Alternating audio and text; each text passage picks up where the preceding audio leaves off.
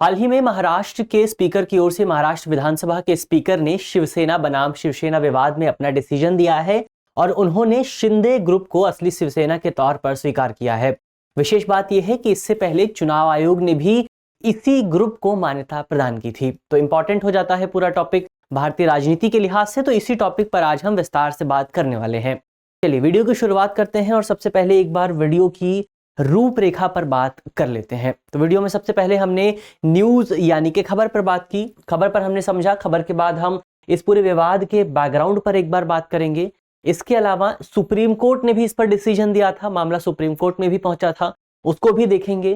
Speaker की ओर से जो डिसीजन दिया गया है उस पर बात करेंगे और इस निर्णय के क्या निहितार्थ हमारे सामने निकल करके आ सकते हैं, उन निहितार्थों को भी समझने की कोशिश करेंगे। और अंत में एक प्रश्न पर भी बात होगी। प्रश्न जो है वो आपका प्रीलिम्स का है और आप कमेंट बॉक्स में बताए गए कमेंट बॉक्स और आप तथ्यों के आधार पर इस पूरे सवाल को हल कर सकते हैं। इसके अलावा ये जो टॉपिक है इसे आप भारतीय राजनीति से जोड़ सकते हैं। जीएस पेपर 2 से आपको जुड़ता हुआ पूरा टॉपिक जो है वो दिखाई दे जाएगा। चलिए वीडियो की शुरुआत करते हैं और सबसे पहले बात करते हैं कि ये जो पूरा डिसीजन आया है, इस पूरे डिसीजन का बैकग्राउंड क्या है, इस पूरे विवाद का बैकग्राउंड क्या है। एक बार इसके बैकग्राउंड पर भी बात करते हैं, पूरी राजनीति को समझने की कोशिश करते हैं। तो विवाद की शुरुआत होती है 2019 में, जब महाराष्ट्र में विधानसभा के चुनाव पूरे होते हैं और एक गठबंधन बनाया जाता है। गठबंधन का नाम था महाविकास अघाड़ी गठबंधन। तो इस गठबंधन में आपको 3 प्रमुख पार्टियां दिखाई दी थी। सबसे पहले इसमें पहले नंबर पर थी कांग्रेस, इसके बाद शिवसेना और इसके बाद एनसीपी। अब सबसे विशेष बात ये थी कि इनमें ये जो 2 पार्टियां हैं कांग्रेस और एनसीपी, इनकी जो आइडियोलॉजी है वो लगभग एक जैसी है। लेकिन इसमें अगर आप देखेंगे शिवसेना को, तो ये आइडियोलॉजिकल लेवल पर कांग्रेस और एनसीपी से बिल्कुल अलग थी। ऐसे में शिवसेना के भीतर कई लोग ऐसे थे जो कि इस पूरे गठबंधन से खुश नहीं थे। वो चाहते थे कि गठबंधन से अलग हो जाया जाए और ये जो असंतुष्टि थी, इसी डिससेटिस्फैक्शन का परिणाम रहता है कि जून 2022 में शिवसेना का विभाजन हो जाता है। शिवसेना 2 हिस्सों में बंट जाती है। पहले उस तरफ लोग, पहले हिस्से में वो लोग होते हैं जो कि इस गठबंधन के साथ जाना चाहते थे, यानी कि उद्धव ठाकरे के फैक्शन के लोग, उद्धव ठाकरे ग्रुप के लोग, और दूसरी तरफ वो लोग होते हैं जो कि इस गठबंधन से अलग होना चाहते हैं, यानी कि एकनाथ शिंदे वाला ग्रुप। तो ये 2 ग्रुप हमें शिवसेना में दिखाई देते हैं। और इस तरह से क्योंकि यहां पर जो एकनाथ शिंदे थे, इनके पास विधायकों की संख्या ज्यादा थी, तो इनके विधायक महागठबंधन से वापस हो जाते हैं और वापस होने की वजह से महाविकास अघाड़ी गठबंधन जो था उसकी सरकार गिर जाती है, जो कि 2019 में बनी थी। और ऐसे में यहां से एक विवाद की शुरुआत होती है। विवाद इस बात को लेकर था कि असली जो आपका शिवसेना ग्रुप है, जो फ्रैक्शन है, वो कौन सा है। क्या वो उद्धव ठाकरे वाला ग्रुप है या फिर एकनाथ शिंदे वाला ग्रुप है। तो इसी को लेकर लड़ाई जो है जारी रहती है। मामला चुनाव आयोग के पास भी पहुंचता है। चुनाव आयोग इनके जो चुनाव चिन्ह है और जो नाम है उसको फ्रीज कर देता है। बाद में चुनाव आयोग ये डिसीजन देता है अपने तमाम निष्कर्षों के आधार पर, तमाम परीक्षण के आधार पर, कि ये यहां पर जो एकनाथ शिंदे वाला ग्रुप है ये असली शिवसेना है और ये शिवसेना के टाइटल और उनके चुनाव चिन्ह को इस्तेमाल कर सकते हैं। तो ये हमने इस पूरे टॉपिक पर बात की, पूरे टॉपिक को हमने समझा, पूरा बैकग्राउंड क्या है उस पर बात की। अब ये मामला सुप्रीम कोर्ट में भी पहुंचा था। तो सुप्रीम कोर्ट ने क्या डिसीजन दिया था। तो मामला जो है सुप्रीम कोर्ट ने जून 2022 में इस मामले पर सुनवाई शुरू की थी। सुप्रीम कोर्ट में विभाजन का मामला पहुंचा था। दोनों ही ग्रुपों की ओर से याचिकाएं दी गई थी। तो सुप्रीम कोर्ट ने मई 2023 में अपना फैसला दिया था। सुप्रीम कोर्ट ने अपने फैसले में कहा था कि सबसे पहले शिवसेना शिंदे ग्रुप की ओर से जो अलग विप की नियुक्ति की गई थी, यानी कि जो ग्रुप शिवसेना से अलग हुआ था, उस ग्रुप ने जो अपना अलग विप बनाया था, उस विप की जो नियुक्ति थी वो पूरी तरह से गलत थी। उस फैसले को गलत ठहराया।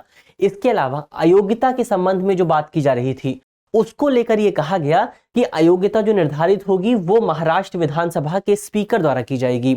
और ये जो अयोग्यता है, ये अयोग्यता बेसिकली जो पार्टी का मूल संविधान है, जो बेसिक कॉन्स्टिट्यूशन है, जो कि इलेक्शन कमीशन के पास जमा किया गया था, उसके आधार पर जो है डिसीजन लिया जाएगा। तो ये सुप्रीम कोर्ट का डिसीजन था। अब यहां पर हम बात करते हैं कि स्पीकर ने क्या डिसीजन दिया है, एक बार उसको देखते हैं। तो स्पीकर के निर्णय जो है वो पार्टी के 1999 यानी कि 1999 का जो संविधान था उस संविधान पर आधारित है। तो स्पीकर का कहना है कि पार्टी का यानी कि शिवसेना का जो अंतिम संविधान है वो 1999 में आया था, वो चुनाव आयोग के पास जमा किया गया था और वही अंतिम प्रासंगिक संविधान यहां पर बचा हुआ है और इसी के आधार पर डिसीजन जो है लिया जाएगा। क्या डिसीजन लिया गया है? तो डिसीजन में सबसे पहले यह कहा गया है कि 21 जून 2022 को जो विभाजन हुआ था, वो विभाजन, उसमें जो असली ग्रुप है वो शिंदे वाला ग्रुप है, यानी कि शिंदे ग्रुप को असली शिवसेना के तौर पर स्वीकार किया गया है, क्योंकि शिंदे ग्रुप जो गुट है उसके पास 55 में से 37 विधायक मौजूद थे, यानी कि मेजॉरिटी विधायकों की जो संख्या है, एमएलएस की जो संख्या है, वो आपका शिंदे ग्रुप के पास मौजूद है। इसके अलावा जो पार्टी जो विधानसभा के स्पीकर हैं, उन्होंने शिंदे ग्रुप के खिलाफ जो उद्धव गुट की ओर से याचिका दायर की गई थी कि इन्हें अयोग्य करार दे दिया जाए, उस याचिका को भी खारिज कर दिया गया है। और शिंदे ग्रुप की ओर से उद्धव ग्रुप को हटाने की जो याचिका दायर की गई थी, उसको भी खारिज कर दिया गया है। यानी कि किसी की सदस्यता को समाप्त नहीं किया गया है, सभी लोग जो हैं वो अभी भी महाराष्ट्र विधानसभा के मेंबर्स बने हुए हैं। तो ये हमने जो स्पीकर हैं उनके डिसीजन की बात की। अब हम एक बार बात करते हैं कि इस पूरे डिसीजन के क्या निहितार्थ हमारे सामने निकल करके आ सकते हैं। अगर निहितार्थों की आप बात करें तो जो शिंदे ग्रुप है, उस ग्रुप को राजनीतिक दल के तौर पर और ज्यादा वैधता मिलेगी, लीगैलिटी मिलेगी, क्योंकि इससे पहले हमने बात की थी कि चुनाव आयोग भी उनकी मान्यता को स्वीकार कर चुका है, उनकी एग्जिस्टेंस को स्वीकार कर चुका है। तो अब वो जो है वो महाराष्ट्र की राजनीति में एक इंपॉर्टेंट रोल प्ले करने वाले हैं। वहीं दूसरी तरफ किसी भी विधायक की अयोग्यता को निर्धारित नहीं किया गया है, यानी कि अभी भी जो आपके उद्धव ठाकरे वाले ग्रुप हैं, उनके जो मेंबर्स हैं वो अभी भी महाराष्ट्र विधानसभा के सदस्य बने हुए हैं। इसका मतलब ये है कि वो आगे जाकर के कोर्ट में इस पूरे मामले को चुनौती दे सकते हैं। तो अब हमें देखने को मिल सकता है कि महाराष्ट्र विधानसभा स्पीकर का जो डिसीजन है उसे या तो हाई कोर्ट में चुनौती दी जाएगी या फिर सुप्रीम कोर्ट में उसे चुनौती दी जा सकती है। तो ये हमने इस पूरे मामले पर बात की, पूरे टॉपिक को हमने विस्तार से समझा कि महाराष्ट्र की राजनीति में किस तरह की स्थिति हमें यहाँ पर देखने को मिल रही है। अब एक बार हम यहाँ पर प्रीलिम्स के एक सवाल की बात कर लेते हैं। आज का जो हमारा सवाल है वो एंटी डिफेक्शन लॉ यानी कि दल बदल कानून को लेकर के है।